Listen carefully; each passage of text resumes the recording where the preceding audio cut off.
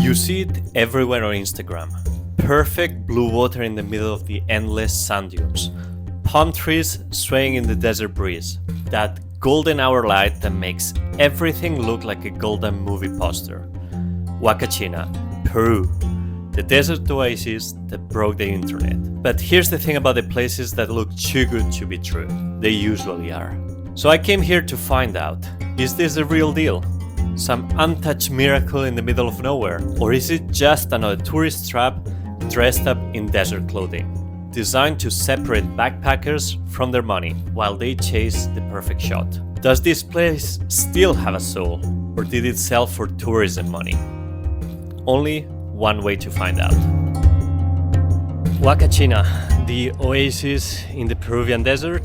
And since I have arrived here, I have that sort of nagging question in my head of whether this is a genuine good tourist spot or it's just another Instagram versus reality kind of place. So let's explore this place and see which one is the most accurate one.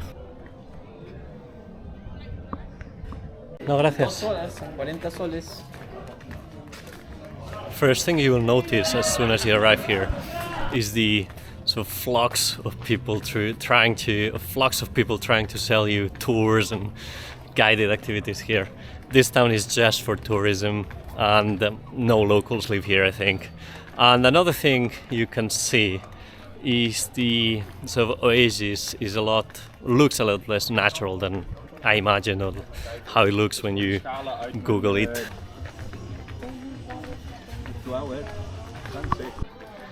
The one good thing I can say about this is that the dunes are literally next to the village. The village ends and the dunes start.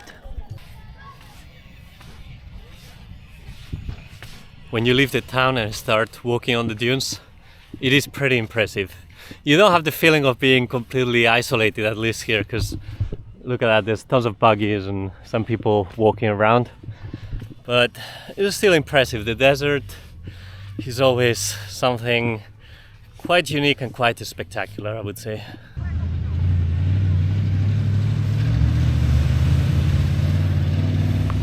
I decided to go up one of the dunes to get a complete view of the area surrounding Huacachina. And God, once you're up there, you see why this place is special. So now that we climbed one of the dunes, is this more Instagram or more reality, first impressions? I would say a bit of both, because you can see the desert behind me and it's gorgeous, it's really beautiful. But it is not everything as beautiful as it looks on the social network. And let me be honest with you, if you look back in the distance, that's quite a major town. And this is the Oasis, so that is quite a major town. It's only located 5 kilometers away. There's a constant flow of traffic that you can hear from pretty much everywhere in the town. And as well, the town and the lagoon itself, they come with their own set of problems. It is a place just for tourism. I don't think anyone actually lives here in the lagoon. They go to the main town over there. And of course, that sort of loses in authenticity and in the experience you can have. So let me talk to you about the two major issues that this place has. And one is a natural issue, or human-made but natural related, which is the fact that the aquifers that provide water to the lagoon are basically empty. And now, currently, since I think 2015, they have to replenish the lagoon artificially, because if not, it would be dry. That is the first problem.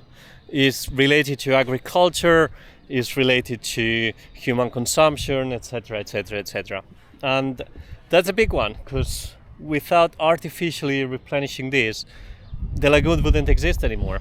And the second one is the fact that this place is entirely tourism dependent, and that creates a problem, which is it has pushed most or all the residents away from here to accommodate tourists and to accommodate visitors.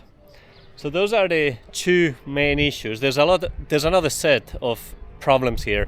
For example, there's lots of debris, lots of plastic around, which is obviously not great. But those two are the main ones. If you want the perfect picture, you can get it, but people just look for the good angles actually. So you can't see the town behind, you can see all the garbage, you can see stuff like that. And yeah, so like mixed feelings. I'm not a great fan of these kind of places, but you gotta see everything when you come to an amazing country like Peru, I guess.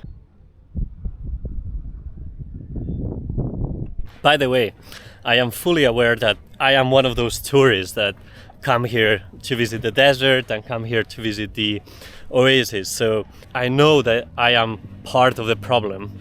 That doesn't remove the fact that we should acknowledge it and we should maybe change the way we see things or the way we visit some places as well. Why not?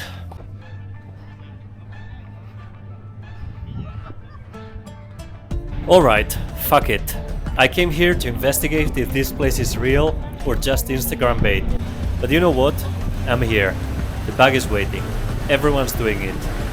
Time to do what all the tourists do.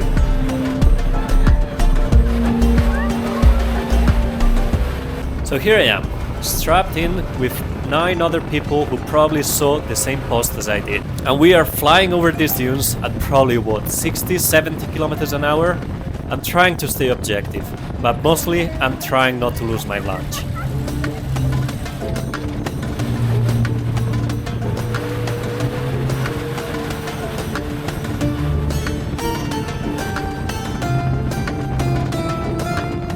And you know what?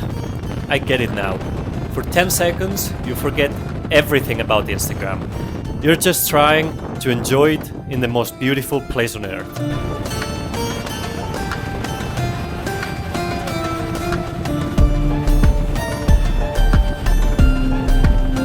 Now the sandboarding. The guy's explaining technique, but let's be real. You slide down until you fall over.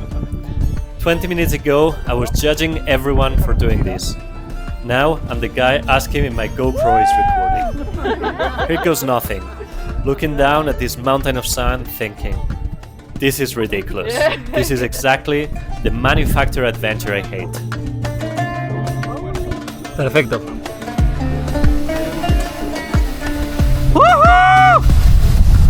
And I'm flying. Sand everywhere. Going way too fast. And the worst part? I'm quite enjoying it.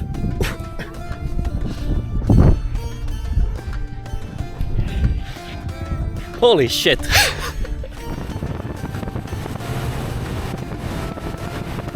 And here's the money shot. Everyone's taking the same photo, same angle, same golden light. But you know what? It's beautiful. Genuinely, stupidly beautiful. And maybe that's enough.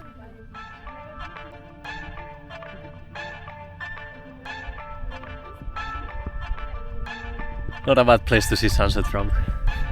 I hope you enjoyed the video. A bit of a different one, but very good in the end. There's something special about gliding across a desert at 80-90 kilometers an hour and then seeing this sunset. Thanks for watching and see you again soon.